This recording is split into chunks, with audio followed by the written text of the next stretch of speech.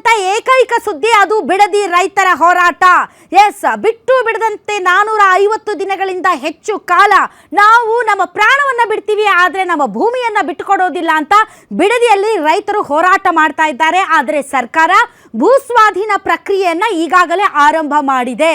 ಈಗಾಗಲೇ ಬಿಡದಿ ಭಾಗದ ಅಷ್ಟು ಏನು ಭೂಸ್ವಾಧೀನ ಪ್ರಕ್ರಿಯೆಗೆ ಒಳಪಡ್ತಾ ಇರುವಂತಹ ಭೂಮಿಯಲ್ಲಿ 2 ಭಾಗಗಳಾಗಿ ರೈತರ ಹೋರಾಟ ಹೋಳಾಗಿದೆ.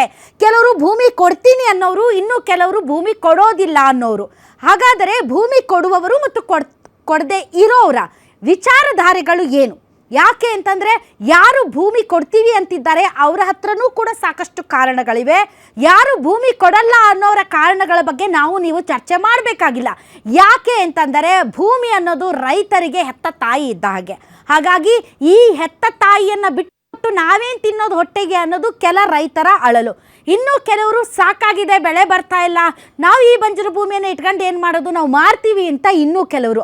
ಈ ಮಧ್ಯೆ ರೈತರ ಹೋರಾಟ ಅನ್ನೋದು ರಾಜಕೀಯವಾಗಿ ಮಾರ್ಪಟ್ಟಿದೆ. It's between D K Shivakumar and Kumaraswamy ಅನ್ನೋ ಥರ ಆಗಿದೆ. ನೀವು ಬನ್ನಿ ವಿಧಾನಸೌಧಕ್ಕೆ 3ನೇ ಮಾಡಿಗೆ ಚರ್ಚೆ ಮಾಡೋಣ ಅಂತ ಡಿ ಕೆ ಶಿವಕುಮಾರ್ ಅವ್ರು ಕರೆದ್ರೆ, ನಾನು ಇಲ್ಲೇ ಕುತ್ಕೊಂಡು ಸರ್ಕಾರದಲ್ಲಿ ಕಾಯ್ತೀನಿ, ನೀವು ಬರ್ತೀರಾ ಬರಲ್ವಾ ಅಂತ ಕುಮಾರಸ್ವಾಮಿ ಅವರು ಪಂಥಾಹ್ವಾನ ಕೊಡ್ತಾ ಇದ್ದಾರೆ.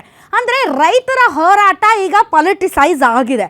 ಪಾಲಿಟಿಕ್ಸ್ ಏನೇ ಇರಲಿ, ಈ ಭೂಸ್ವಾಧೀನ ಪ್ರಕ್ರಿಯೆಯಿಂದ ತನಗೆ ಕೊಡೋದಕ್ಕೆ ಇಷ್ಟೇ ಇಲ್ಲದೆ ಇರುವಂಥ ರೈತರನ್ನ ಯಾವ ರೀತಿ ಸರ್ಕಾರ ಮನವೊಲಿಸುತ್ತೆ?